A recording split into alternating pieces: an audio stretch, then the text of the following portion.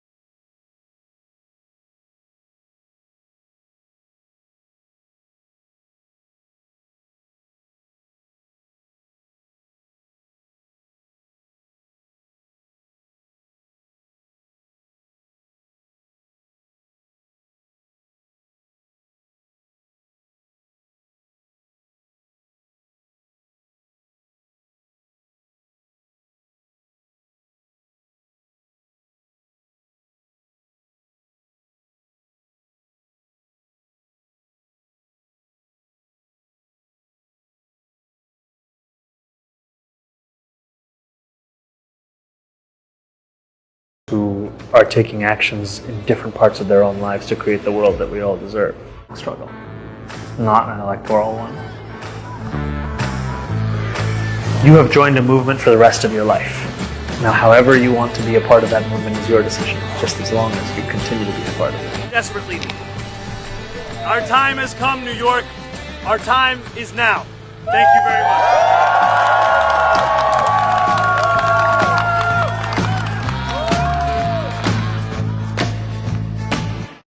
Over our city this evening.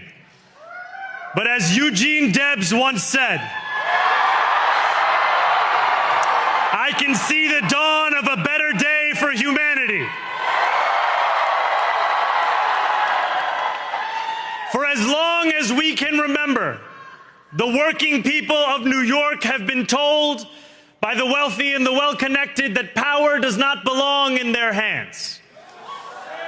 Fingers bruised from lifting boxes on the warehouse floor, palms calloused from delivery bike handlebars, knuckles scarred with kitchen burns.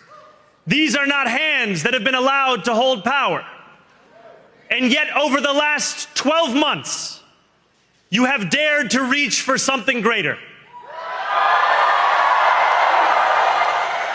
Tonight, against all odds, we have grasped it.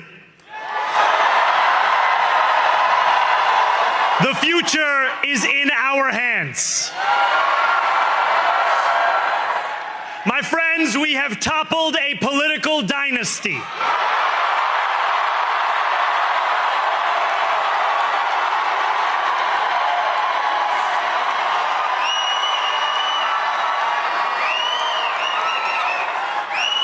I wish Andrew Cuomo only the best in private life. But let tonight be the final time I utter his name as we turn the page on a politics that abandons the many and answers only to the few.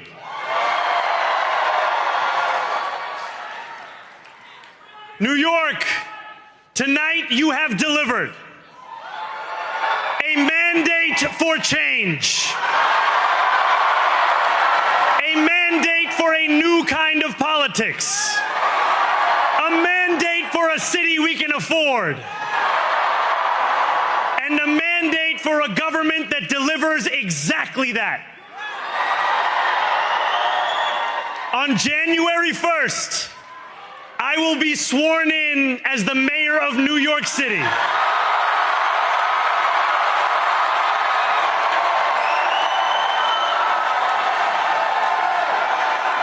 And that is because of you. So before I say anything else, I must say this. Thank you. Thank you to the next generation of New Yorkers who refused to accept that the promise of a better future was a relic of the past. You showed that when politics speaks to you without condescension, we can usher in a new era of leadership. We will fight for you because we are you. Or as we say on Steinway, ana minkum wa ilaykum.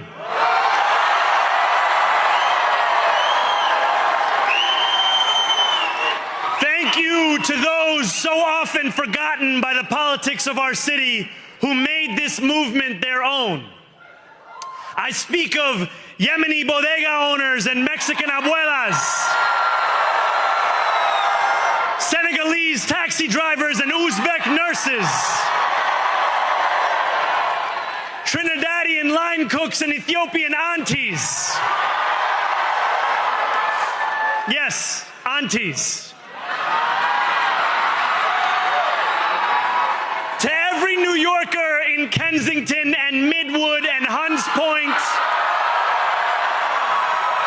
know this. This city is your city, and this democracy is yours too. This campaign is about people like Wesley, an $11.99 organizer I met outside of Elmhurst Hospital on Thursday night. A New Yorker who lives elsewhere, who commutes 2 hours each way from Pennsylvania because rent is too expensive in this city. It's about people like the woman I met on the BX33 years ago, who said to me, I used to love New York, but now it's just where I live. And it's about people like Richard, the taxi driver I went on a 15-day hunger strike with outside of City Hall, who still has to drive his cab 7 days a week. My brother, we are in City Hall now.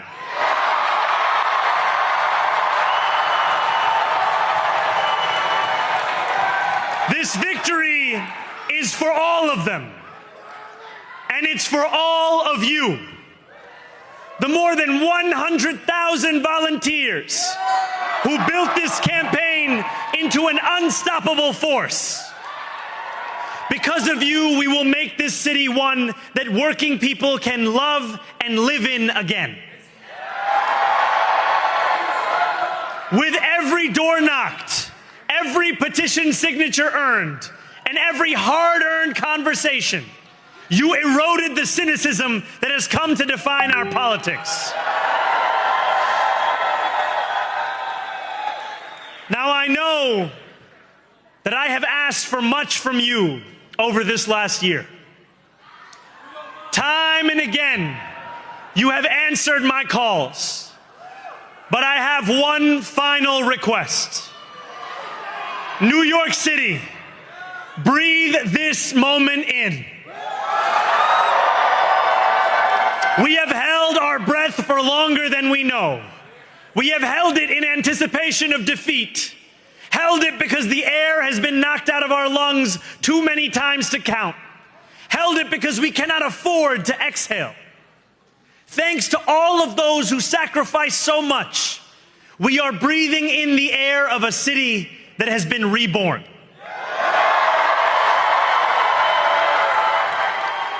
To my campaign team, who believed when no one else did,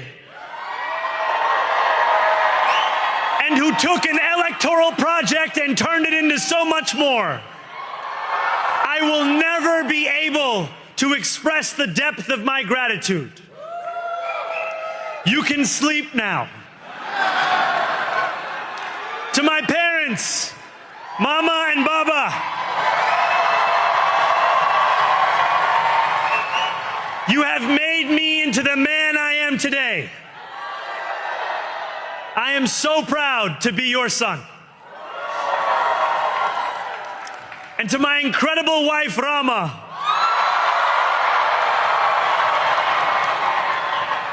Hayati, there is no one I would rather have by my side in this moment and in every moment. To every New Yorker, whether you voted for me, for one of my opponents, or felt too disappointed by politics to vote at all, thank you for the opportunity to prove myself worthy of your trust. I will wake each morning with a singular purpose: to make this city better for you than it was the day before. There are many who thought this day would never come, who feared that we would be condemned only to a future of less, with every election consigning us simply to more of the same. And there are others who see politics today as too cruel for the flame of hope to still burn. New York, we have answered those fears. Tonight we have spoken in a clear voice. Hope is alive. Hope is a decision that tens of thousands of New Yorkers made day after day, volunteer shift after volunteer shift, despite attack ad after attack ad. More than 1 million of us stood in our churches, in gymnasiums, in community centers, as we filled in the ledger of democracy. And while we cast our ballots alone, we chose hope together. Hope over tyranny. Hope over big money and small ideas. Hope over despair. We won because New Yorkers allowed themselves to hope that the impossible could be made possible. And we won because we insisted that no longer would politics be something that is done to us. Now it is something that we do.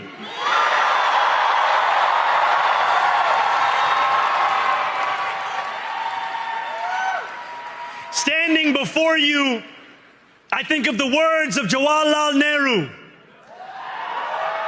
A moment comes but rarely in history when we step out from the old to the new, when an age ends and when the soul of a nation long suppressed finds utterance. Tonight we have stepped out from the old into the new. So let us speak now with clarity and conviction that cannot be misunderstood about what this new age will deliver and for whom. This will be an age where New Yorkers expect from their leaders a bold vision of what we will achieve, rather than a list of excuses for what we are too timid to attempt. Central to that vision will be the most ambitious agenda to tackle the cost of living crisis that this city has seen since the days of Fiorella LaGuardia.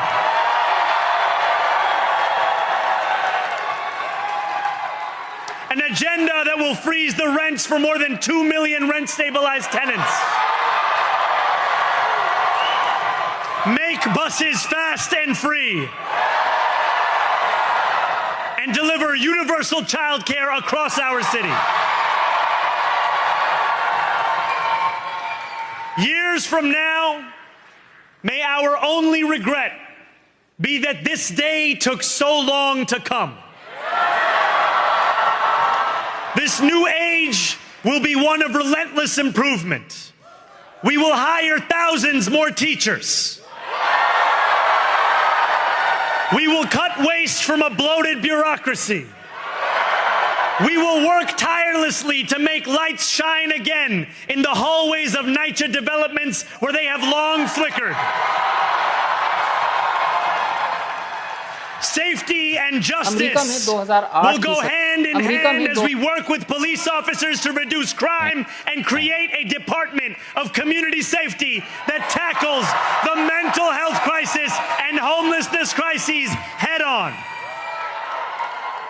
Excellence will become the expectation across government, not the exception. In this new age we make for ourselves, we will refuse to allow those who traffic in division and hate to pit us against one another. In this moment of political darkness, New York will be the light. Here, we believe in standing up for those we love. Whether you are an immigrant, a member of the trans community, one of the many black women that Donald Trump has fired from a federal job, a single mom still waiting for the cost of groceries to go down, or anyone else with their back against the wall, your struggle is ours too. And we will build a city hall that stands steadfast alongside Jewish New Yorkers and does not waver in the fight against the scourge of anti-Semitism. Where the more than 1 million Muslims know that they belong. Not just in the 5 boroughs of this city, but in the halls of power. No more will New York be a city where you can traffic in Islamophobia and win an election.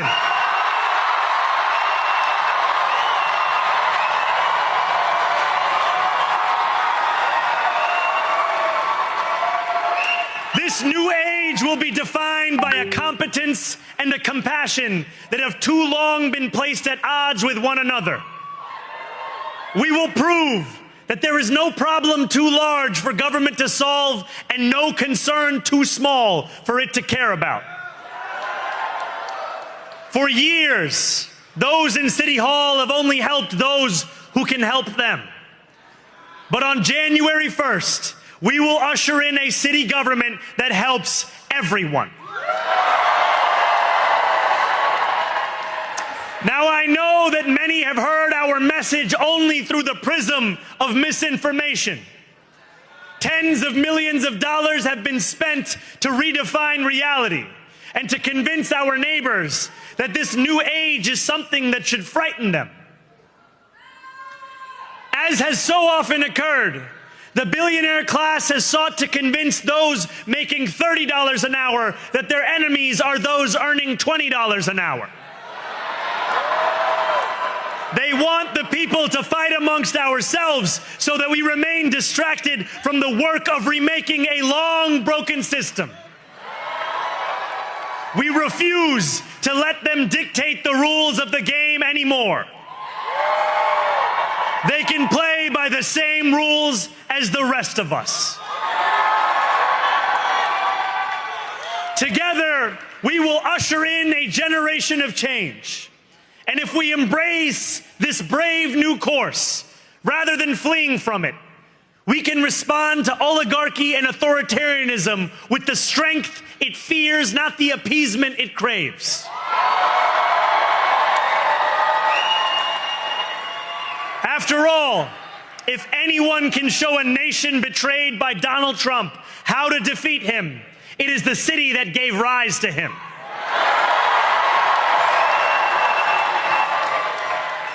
And if there is any way to terrify a despot, it is by dismantling the very conditions that allowed him to accumulate power. This is not only how we stop Trump, it's how we stop the next one. So Donald Trump, since I know you're watching, I have 4 words for you. Turn the volume up.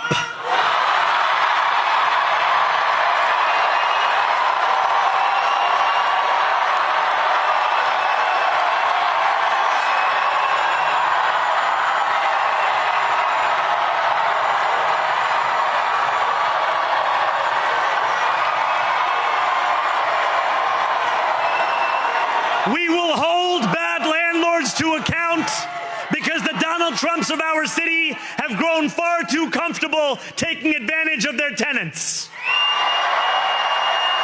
We will put an end to the culture of corruption that has allowed billionaires like Trump to evade taxation and exploit tax breaks. We will stand alongside unions and expand labor protections because we know, just as Donald Trump does, that when working people have ironclad rights, the bosses who seek to extort them become very small indeed. New York will remain a city of immigrants, a city built by immigrants, powered by immigrants, and as of tonight, led by an immigrant.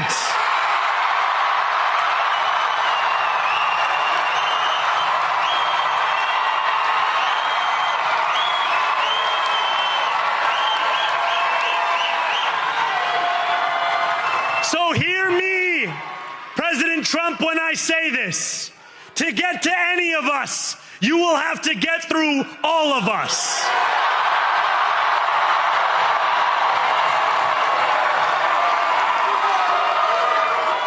When we enter City Hall in 58 days, expectations will be high. We will meet them. A great New Yorker once said that while you campaign in poetry, you govern in prose. If that must be true, let the prose we write still rhyme, and let us build a shining city for all. And we must chart a new path, as bold as the one we have already traveled. After all, the conventional wisdom would tell you that I am far from the perfect candidate. I am young, despite my best efforts to grow older. I am Muslim. I am a democratic socialist. And most damning of all, I refuse to apologize for any of this.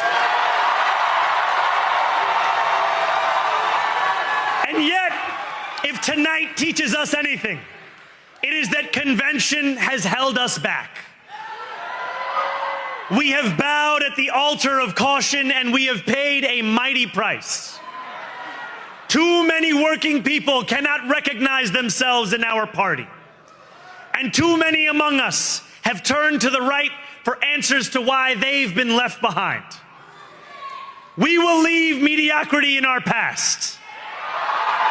No longer will we have to open a history book for proof that Democrats can dare to be great.